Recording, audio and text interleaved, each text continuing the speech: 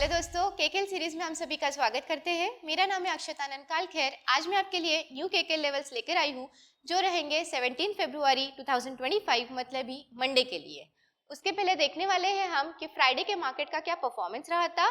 तो चलिए सबसे पहले हम चेक करते हैं कि निफ्टी 50 एंड सेंसेक्स 30 यहाँ पर हमें दोनों भी नेगेटिव में क्लोजिंग होते हुए निफ्टी 50 क्लोज हुआ है 22,929 पर, सेंसेक्स 30 क्लोज हुआ है 75,939 पर।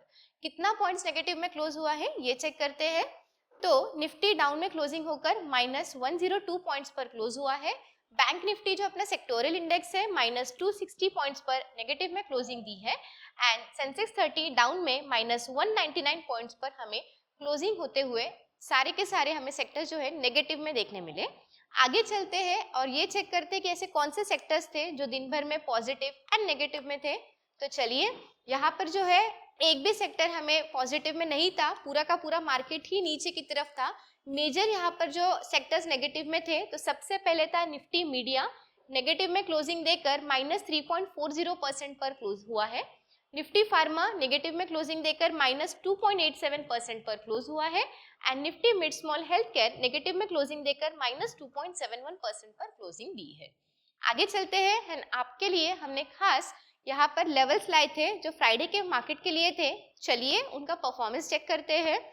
तो यहाँ पर जो है निफ्टी 50 की दिन की पहली कैंडल है जहाँ पर ठीक बराबर रेजिस्टेंस के पास तो ओपन हो गई, लेकिन मार्केट ने वहां पर जो है वो ब्रेक नहीं करते हुए नीचे की तरफ हमें छलांग जो मारा था। मार्केट ने एक एक करके सारे के सारे सपोर्ट को ब्रेक किया बट तीसरे सपोर्ट को तोड़ नहीं पाया था जो था 22,820। यहाँ पर एक 787 तक मार्केट आया था बट हमें वो एक तोड़ा ऐसा नहीं था कि वहां पर एक रेंज में ही मार्केट जो है मतलब एक रेंज बाउंड मतलब साइडवेज में ही घूमते हुए देखा और उधर से ही मार्केट फिर से ऊपर की तरफ चला गया।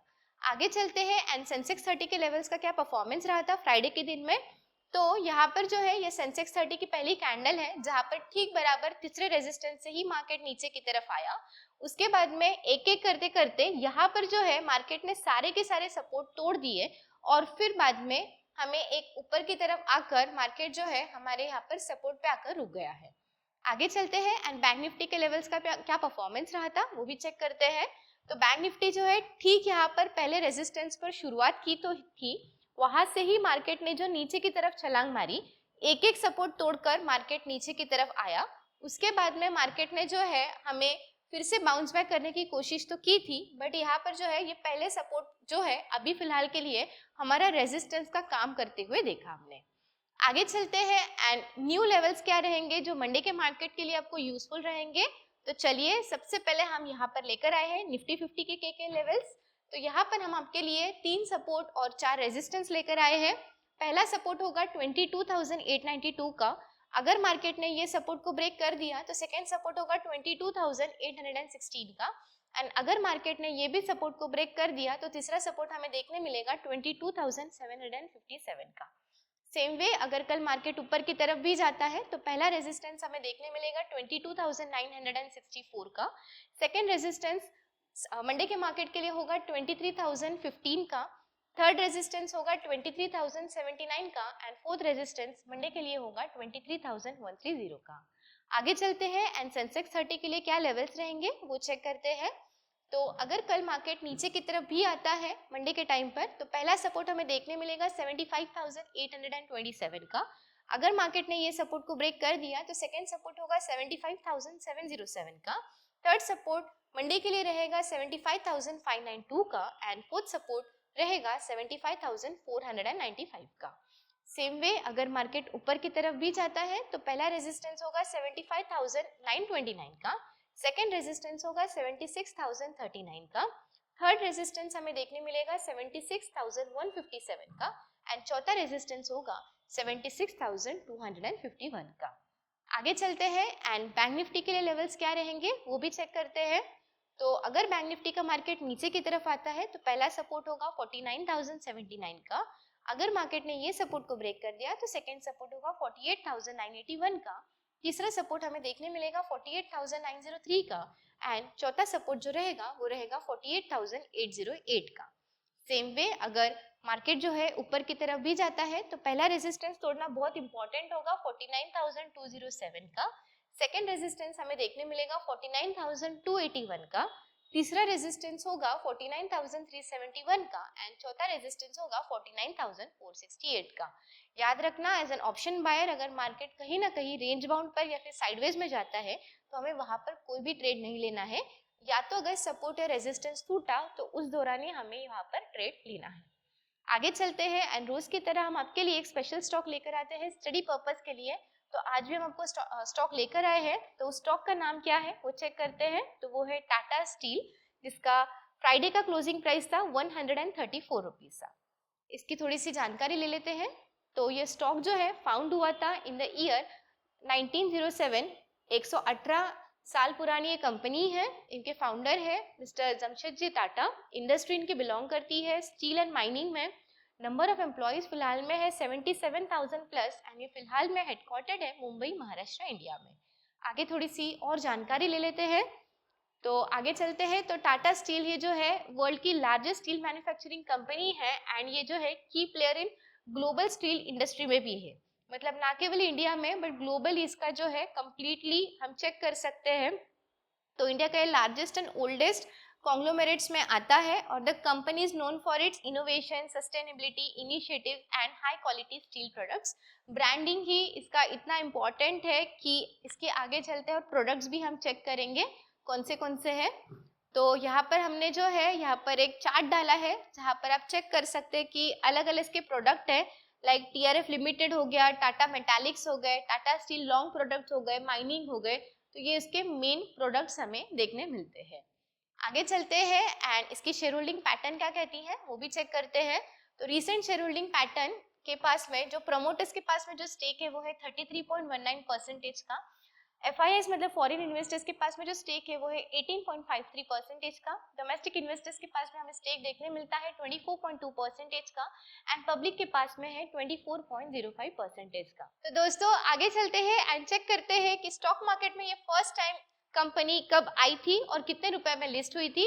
तो यहाँ पर आप चेक कर सकते हैं 1 जनवरी 1996 पर उसकी फर्स्ट कैंडल जो है लिस्ट हुई थी एट ₹118 पर। उसके बाद में स्टॉक जो है हमें स्प्लिट होते हुए दिखा था इन द ईयर 2000 के आसपास में, और उसके बाद में स्टॉक ने अब तक का जो हाई बनाया है वो है 184 रुपीज का एंड आज का उसका करंट मार्केट प्राइस चल रहा है 134 रुपीज का। तो दोस्तों हम ये स्टॉक आपको स्टडी पर्पस के लिए रिकमेंड कर रहे हैं, तो आप आपके पोर्टफोलियो में यहाँ पर वॉच लिस्ट में ऐड कर सकते हैं।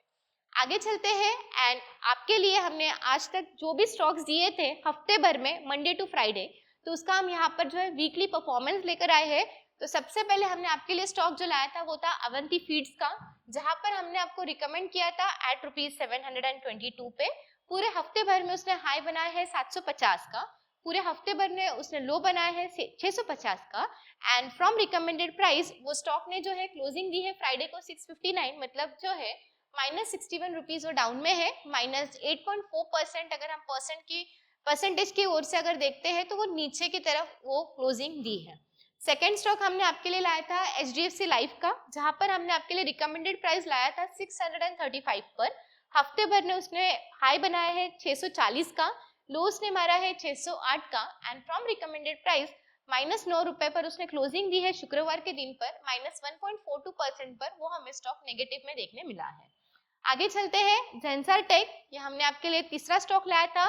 रिकमेंडेड प्राइस हमने आपके लिए लाया था 895 का। हफ्ते भर में उसने जो हाई मारा है 926 का, लो उसने मारा है 818 का एंड फ्रॉम रिकमेंडेड प्राइस वो स्टॉक ने जो है यहाँ पर -65 पर नेगेटिव में क्लोजिंग देकर -7.26% पर नेगेटिव में क्लोजिंग दी है। फोर्थ स्टॉक हमने आपके लिए लाया था नेशनल एल्यूमिनियम, मतलब भी नैल्को का। रिकमेंडेड प्राइस हमने आपके लिए लाया था 189 का। फ्रॉम रिकमेंडेड प्राइस 200 रुपए का उसने हाई मारा है, 178 रुपीज उसने लो मारा है एंड फ्रॉम रिकमेंडेड प्राइस वो स्टॉक जो है हमें 8 रुपए नीचे की तरफ, मतलब -4.23% नेगेटिव में उसने क्लोजिंग दी है। एंड लास्ट स्टॉक हमने आपके लिए लाया था अशोक लीलैंड का, जहां पर हमने आपको जो रिकमेंड किया था एट ₹217 पर। फ्रॉम रिकमेंडेड प्राइस 225 का उसने हाई बनाया है, लो बनाया है 199 का एंड फ्रॉम रिकमेंडेड प्राइस वो स्टॉक जो है 4 रुपए हमें नेगेटिव में देखकर -1.84% नेगेटिव में ही दिखता है। तो यहाँ पर ये जो स्टॉक्स हम आपको दे रहे हैं दोस्तों, यहाँ पर हम आपको स्टडी पर्पस के लॉन्ग टर्म बेसिस के ऊपर दे रहे हैं। पिछले कमेंट में यहाँ पर ये भी पूछा गया था सवाल कि लॉन्ग टर्म मतलब कितना लॉन्ग टर्म।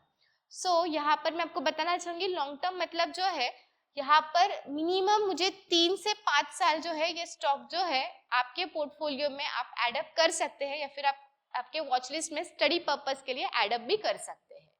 तो ऐसे ही हम आपको न्यू केके लेवल्स लाते रहेंगे। अगर आपको कुछ भी डाउट आते हैं तो आप कमेंट बॉक्स पे यहाँ पे लिख सकते हैं। अगर आपको किसी चीज के रिलेटेड कुछ क्वेरी है और आपको उसका रिलेटेड कोई टॉपिक चाहिए होगा तो हम उसके लिए भी एक खास वीडियो भी बनाएंगे आपके लिए। तो हमें like, comment, share and subscribe करना ना भूलिएगा। Until next time, happy trading. ऐसे और भी इंफॉर्मेटिव वीडियो की जानकारी के लिए हमारे एक्सपर्ट्स ट्रेडिंग इंस्टीट्यूट की यूट्यूब चैनल को सब्सक्राइब करें और ऑल नोटिफिकेशन को ऑन करके रखें।